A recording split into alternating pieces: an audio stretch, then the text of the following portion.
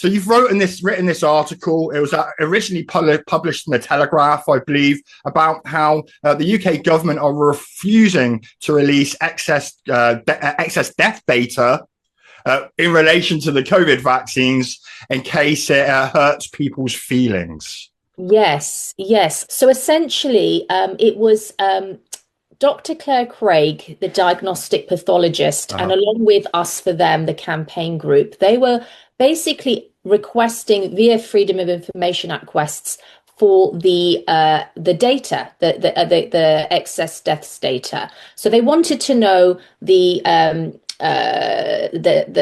date of the first dose, roughly the date of the death, and that was it. Really, it was going to be all anonymous data, nothing to reveal any identity of anybody.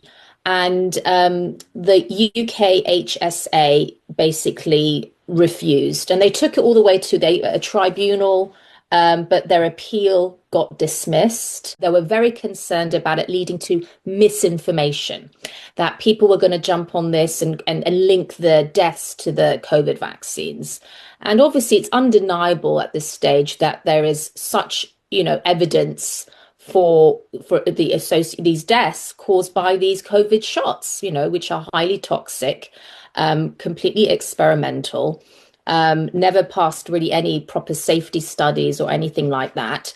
But we have the UKHSA, a blank refusal from them to release this critical data, which could expose the link. They really want to hide the link between excess deaths and the COVID shots. And you just have to ask why? Why are they so concerned? Why do they want to hide this data? The ONS, the Office of National Statistics in the UK, actually started to do the suppression, the censorship back in 2023, when they stopped releasing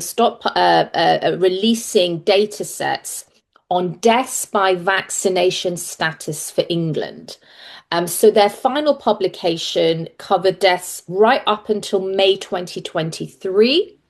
But after that, they just stopped it. And the reason why, it's really obvious, because the data was just so damning, because there was so much higher deaths in the vaccine groups compared to people who were unvaccinated.